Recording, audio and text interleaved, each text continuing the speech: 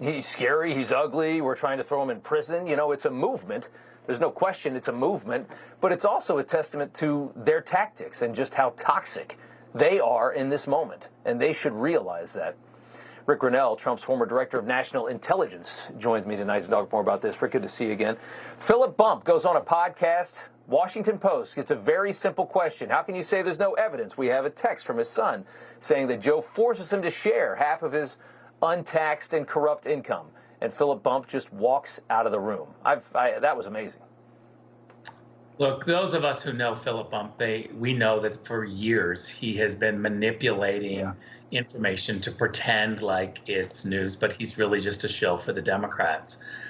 Look, I think you can watch this over the next couple of weeks, and we should come back and do the story again, because there is no question, Rob, that Philip Bump is going to get some sort of scoop from the Democrats now over the next couple of weeks. They need to help revive him.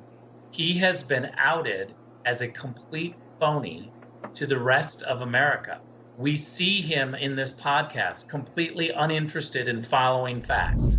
He has outed not only himself, but the Washington Post. And make no mistake, the swamp, those Democrats in Washington, are going to try to revive Philip Bump by giving him some scoop. Over the next 2 weeks, he will have some big scoop that makes it look like he's a legitimate journalist, but he is a legitimate talking head for the Democrats.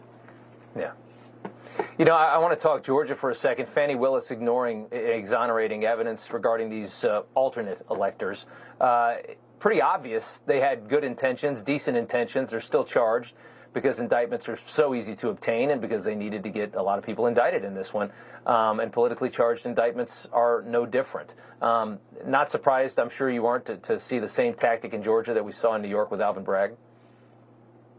Yeah, look, it's a circus in Georgia. It's disappointing to see the governor of Georgia pretend like he is watching and calling balls and strikes as a referee, but it's clear that we have lots of evidence that this should be just thrown out, that this is a political prosecution. It is a circus.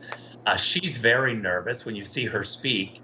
She doesn't really know what she's saying. She's bumbling. She doesn't know the law. This will go down in history as a textbook, things that you're not supposed to do when you're a lawyer.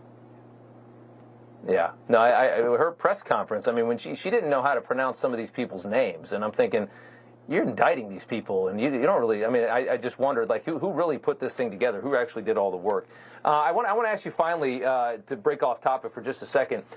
When you were in the Trump administration, you were appointed to the post of special envoy for Serbia and Kosovo peace negotiations, which is a part of the world that's very dicey, as you know, and has quite a history. In that capacity, you were able to bring these two countries together. This is more of what the Trump administration was able to do to kind of bring peace around the world so we don't have to be engaged in all these wars that people in this country are so tired of.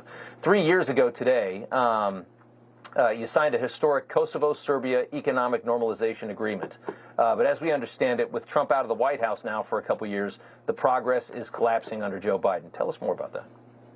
Yeah, that's exactly right. Today, 3 years ago today, we were in the Oval Office, a historic moment with the president of Serbia and the prime minister of Kosovo, and we were signing this economic normalization. As you know, over the last couple of months, we've seen NATO troops moving back into the region. It's really become chaos. But here's the difference. President Trump decided to push forward with economic normalization, trying to get jobs, trying to get the two parties, instead of sitting around a table talking about issues, he was trying to move them closer to a better economy with higher paying jobs for young people.